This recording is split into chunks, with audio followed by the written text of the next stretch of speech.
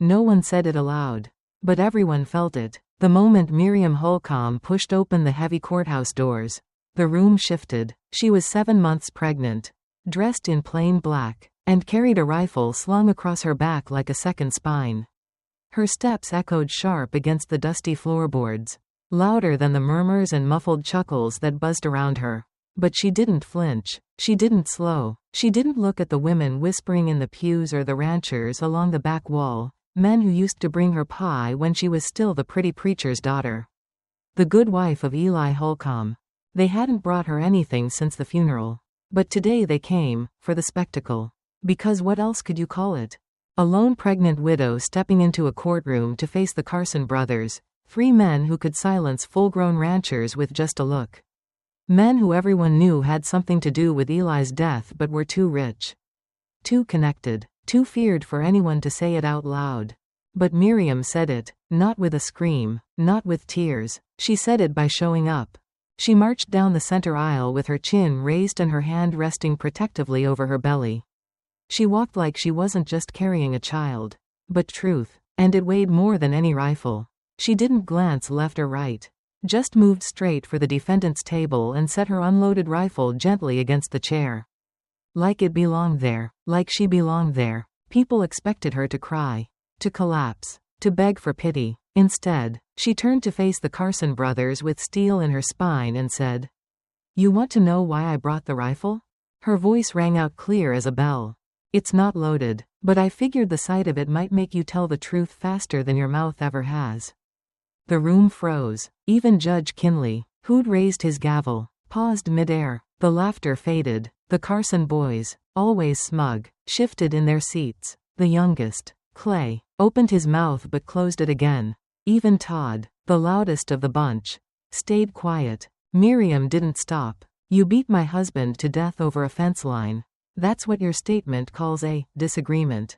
I call it murder." She placed one hand gently on her belly, her fingers trembling just slightly. "This child's going to grow up asking me what I did about it. And I'm going to say, I stood right here." She paused, letting the silence stretch, thick as summer heat. "I have a letter," she continued, "written by Eli, sealed in wax, hidden in the lining of his boot. He never meant for me to find it unless something went wrong." Well, something went wrong. The judge's throat moved in a hard swallow. He already knew. She'd given him a copy earlier that morning, quiet and calm in his chambers. "You'll hear their lies," she had told him, "but you won't be able to say you didn't know better." Now the courtroom buzzed with tension. The Carsons paled. The rifle wasn't aimed, but truth was. And it was far more dangerous. Miriam didn't bring lawyers or witnesses. She brought memory, and evidence. A letter written in Eli's neat, slanted hand, naming every man who had met him at the north fence the night he never came home. Describing the spring on their land, the only source of water Carson hadn't been able to buy or dry up. Explaining how Eli had gone unarmed, trusting the law to protect him. She carried all of that inside her, the grief, the fury, the unbearable weight of love twisted into something sharp and cold. And she still stood, not for vengeance, not for drama, but for justice, because no one else would. 2 days before, the sheriff had stopped by and asked her to be patient while the investigation ran its course. But Miriam had seen that look before. It meant there wasn't going to be an investigation. It meant the Carsons were going to walk, again. So she dug through her father's cedar chest. The one with the rifle wrapped in oilcloth. Hidden for decades. She'd held it in the dark, feeling the wood against her palm. Remembering how her mother once said, "Sometimes fairness doesn't come to your door. Sometimes, you have to go to its house and kick it in." And now she had. She stood in a courtroom full of men who once called her sweet and small, and now looked at her like she was something they didn't understand. Not angry, not crazy, just done being afraid. Miriam knew walking into that room with a rifle was dangerous. Knew some would call her unstable, emotional, or worse. But she didn't care. That rifle wasn't for them, it was for her. To remember who she came from. To remind herself of what she refused to become. A ghost. She would not vanish into grief. She would not let her child grow up wondering why no one told the truth. She had one chance to drag the facts into the light, even if her voice shook doing it. And when she spoke, The whole room listened, because for the first time in a long time, they weren't watching a widow beg, they were watching a woman fight back. The rifle may not have been loaded, but Miriam was. With truth, with resolve, with every ounce of courage a woman can carry when the world decides she shouldn't have any left. And in that moment, in that dusty old courtroom, she made the whole town sit up and remember. Justice doesn't always come with a badge. Sometimes, it walks in on swollen feet, cradling a child yet to be born, and dares the world to do better. Miriam stood in front of Judge Kinley's chambers with one hand resting on her stomach and the other curled tightly around the envelope. She didn't knock right away. The hallway outside the judge's office was still, no sounds of boots. No rustle of fabric, only the distant groan of the courthouse settling into the weight of another long day. She took a breath, not to calm herself, she wasn't nervous. Just steadying, preparing, because what she held wasn't just paper. It was Eli's last word. And it was time someone heard it.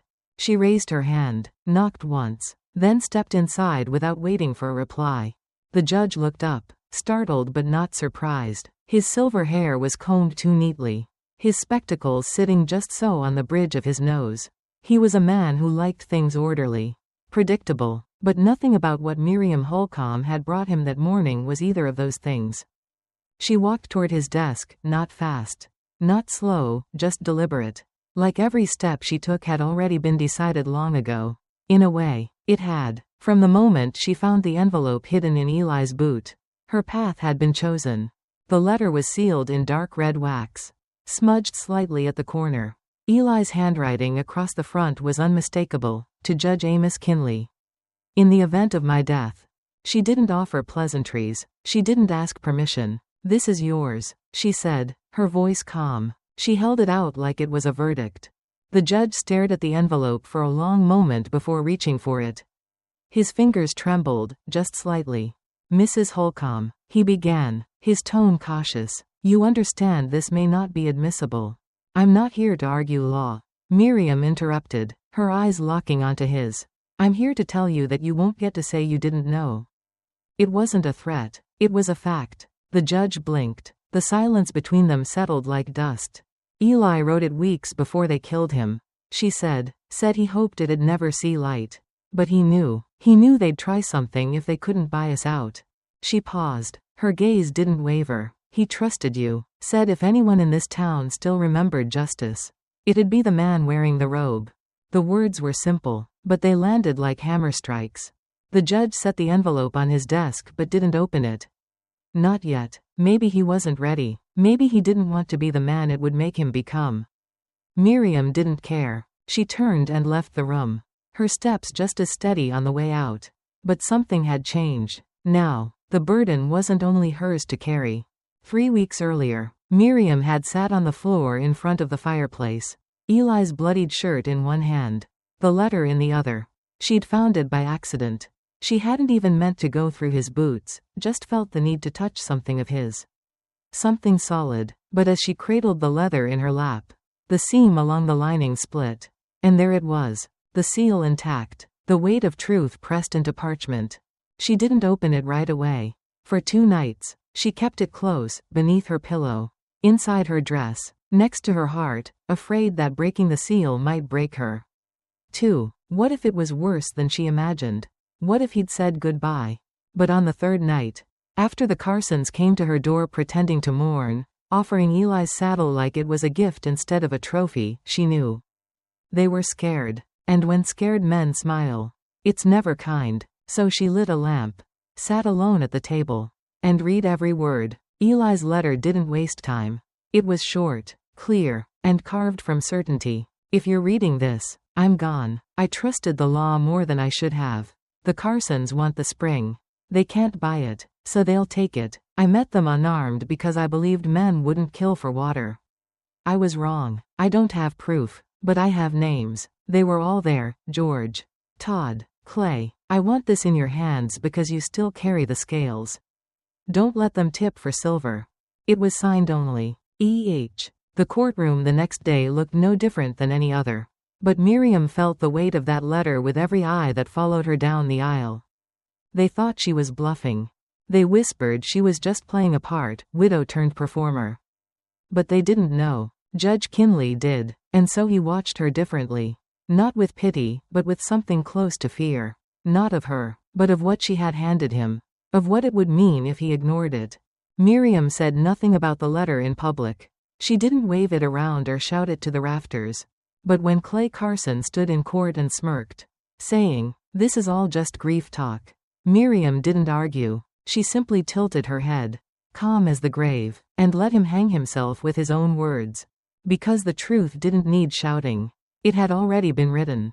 It was sitting in the judge's chambers, burning a hole through his desk.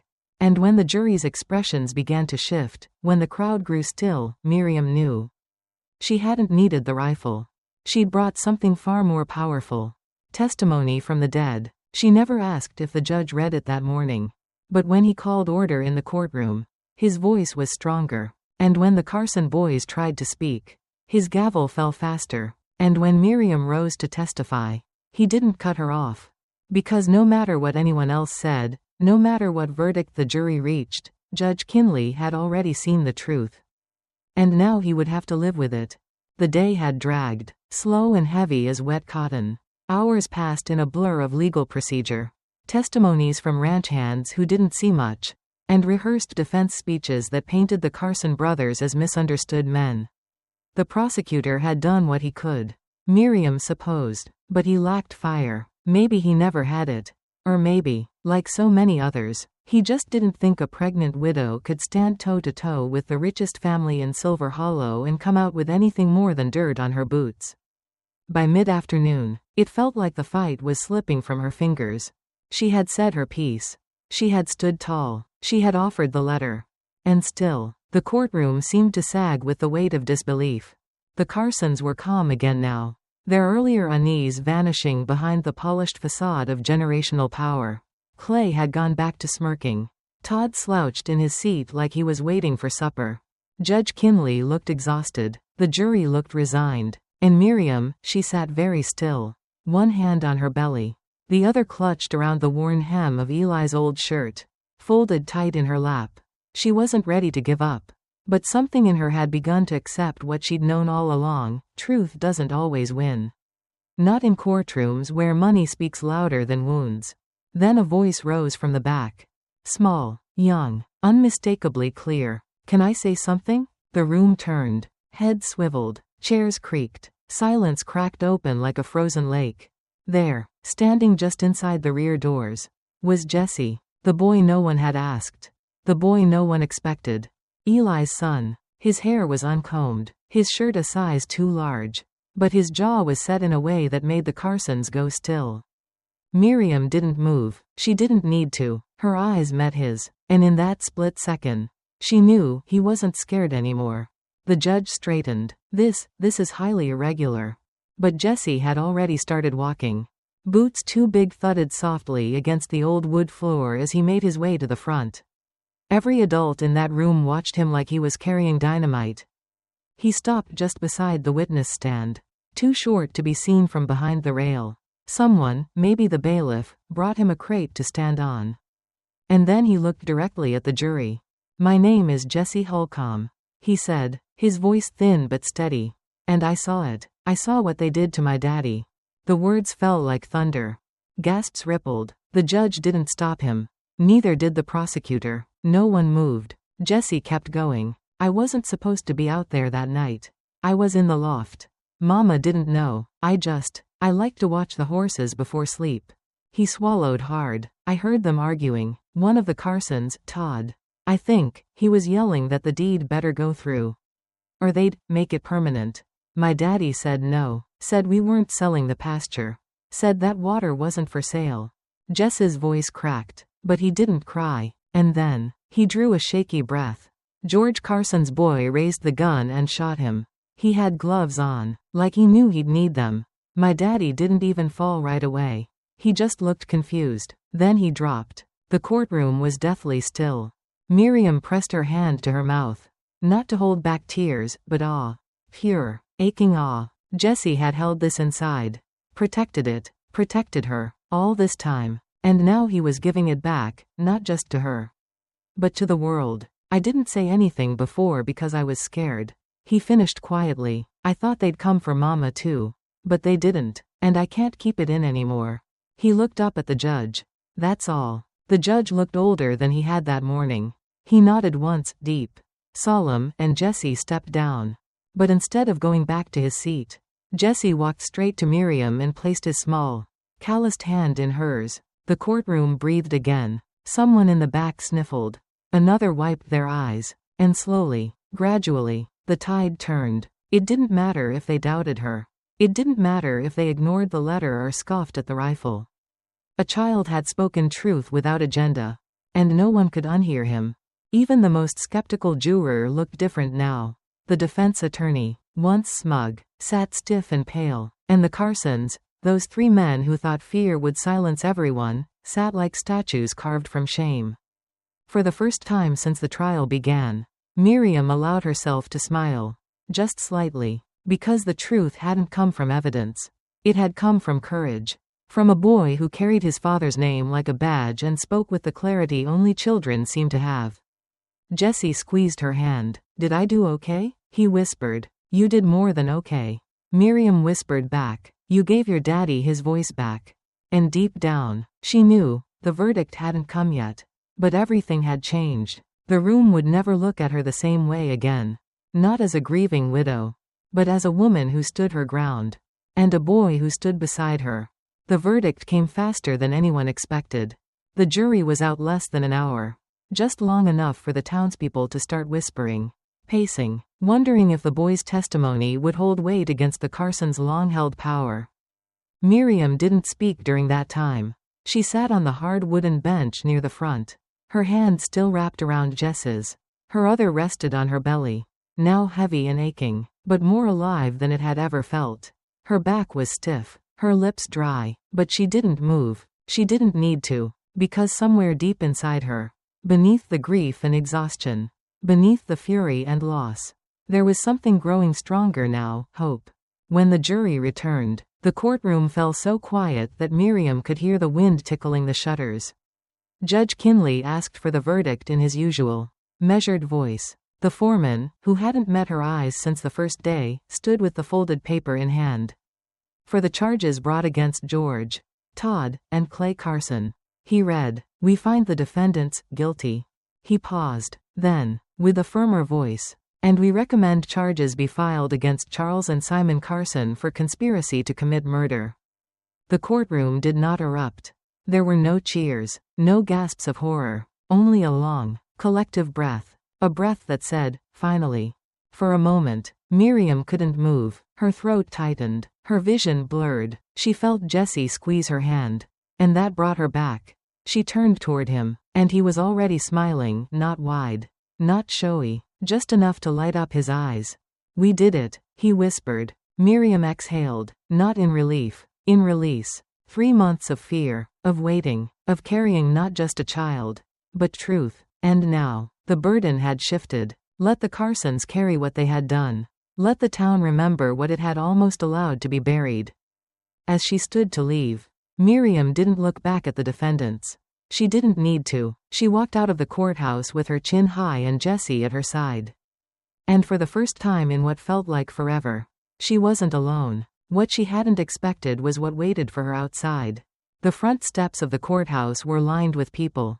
Not the kind that had come for drama or gossip. These were the quiet ones. The watchers. The silent witnesses who had sat on porches while she struggled to carry groceries alone. Who had crossed the street when she approached.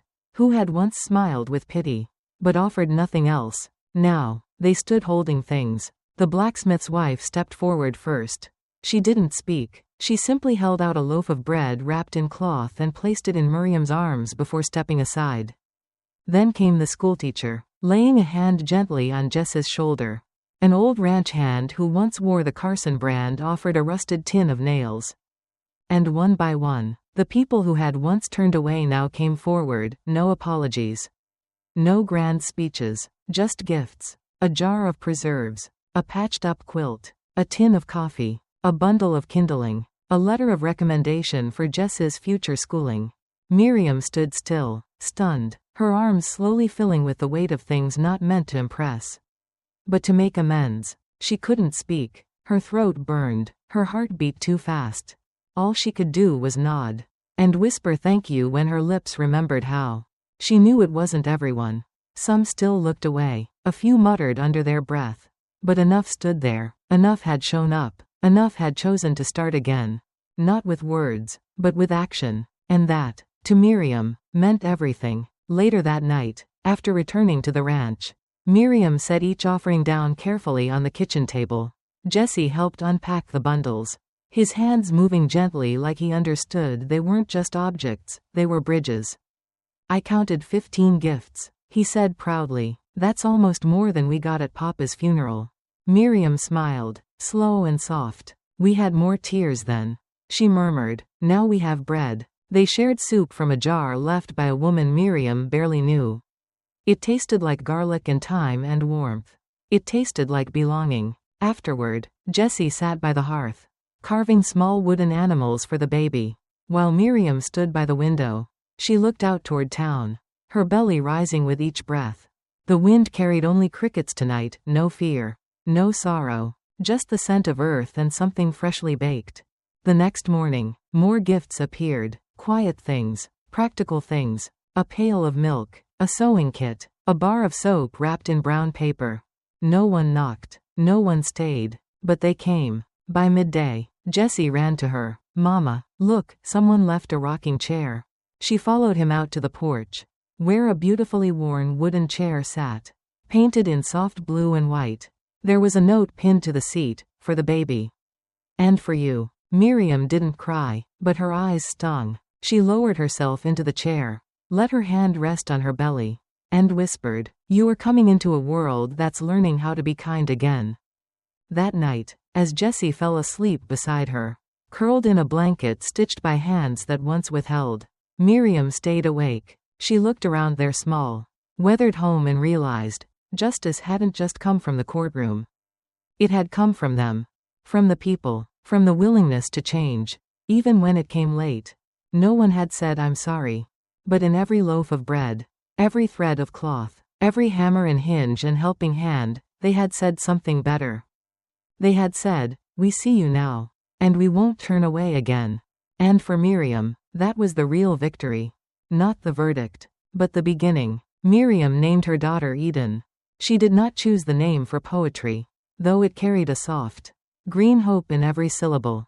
She chose it because even in exile, some places still grow gardens. And this child, born from heartbreak, delivered in resilience, was her own beginning. The birth came one cool morning just before the summer heat returned to Silver Hollow.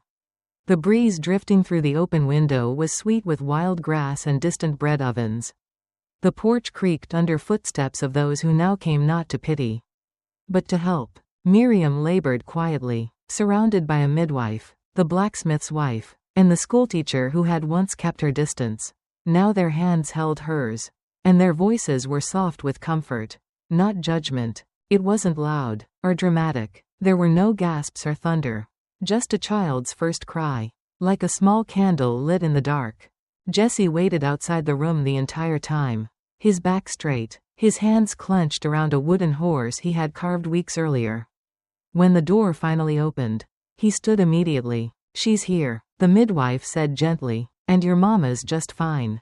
He didn't run into the room. He walked, slow, reverent, and when he reached the bedside and saw the baby swaddled against Miriam's chest, he whispered, "Hi, Eden." Miriam looked at him through damp, happy eyes. "You're her big brother now," she said. "I already was," he replied simply. Word of Eden's birth spread like sunlight over frost. By midday, there were jars of preserves on the porch, tins of powdered milk, hand-sewn bonnets made from leftover dresses. A rocker arrived from the carpenter, painted pale yellow with vines carved along the arms. A rancher brought hay for the horse. A girl from the bakery left a tin of cinnamon biscuits. No one lingered. No one asked to hold the baby. They just left offerings, humble, honest signs that said, "We're still here. We still care." Jesse kept a list. By the end of the week, it filled an entire page. Miriam smiled more now, not the polite smiles she wore after Eli's death. but true, full smiles, the kind that made her eyes crinkle and her shoulders lower. She still moved slowly, recovering from birth and months of burden, but her pace no longer felt heavy. She would sit on the porch with Eden sleeping against her chest, the rocker moving in quiet rhythm, and watch the town across the fields. It was still imperfect, still small, still full of people trying to forget they had once turned away. But it was changing. The preacher's wife stopped by with baby socks. The general store gave Jessie a job sweeping floors. Children waved from wagons without being told not to. And one evening, the judge's wife came alone. She stood at the edge of the porch, her hands folded in front of her. "My husband doesn't say much," she began, "but he told me he keeps the letter. Your husband's letter. In his desk. Says it reminds him what justice is supposed to feel like." Miriam didn't speak right away. She just nodded, heart swelling not with pride, but with something gentler, peace. Before the woman left, she handed her a small tin of sugar wrapped in cloth. "For when you feel like baking," she said. That night, Miriam baked, just bread, but it filled the house with warmth. Inside the house, change came slowly, but it came. The nursery wasn't painted, but it had light. Jessie built shelves. A neighbor donated a crib. Someone left a box of books, most with corners bent and spines cracked, but full of stories waiting to be read aloud. The rifle Miriam once carried into court still rested above the fireplace. But now it was dusty. No longer a threat, just a reminder of the day she stood alone, and the days that followed, when she no longer had to. Jessie made a sign one afternoon, hammering it gently into the fence just outside the gate. When Miriam asked what it said, he pointed proudly. "Safe place." She didn't cry, not then, but later that night, as she nursed Eden under the soft glow of the oil lamp. She kissed her daughter's forehead and whispered, "You were born into something beautiful. Not perfect, but real." The weeks passed in laughter and quiet learning. Jessie read to Eden every evening. Sometimes fairy tales, sometimes stories he made up himself. She listened the way only babies do, peacefully. Like the sound of his voice mattered more than the words. And Miriam began writing again. Not court statements or petitions, but stories. Stories about women who carried fire and memory. About children who saw the world clearer than men with power. About homes rebuilt with stubborn love. She wrote at the kitchen table while Eden slept in a basket beside her and Jessie whittled toy animals under the window. One evening, as the sun dipped behind the hills and bathed the fields in gold, Jessie turned to her and said, "Mama, you look like yourself again." She didn't ask what he meant. She just reached across the table, took his hand, and whispered, "That's because I am." Miriam never asked the town for anything, but they gave anyway, not because she demanded justice, but because she reminded them how to live with it. And in that tiny house, full of hand-me-downs, creaky floorboards, and second chances, Eden grew, surrounded by proof that love, once lost, could be replanted, and it would bloom, not in grand parades or polished monuments, but in quiet moments, in warm biscuits, in borrowed chairs, in the sound of a baby's breath as she sleeps in safety. And in the woman beside her, who never stopped believing there was something worth staying for.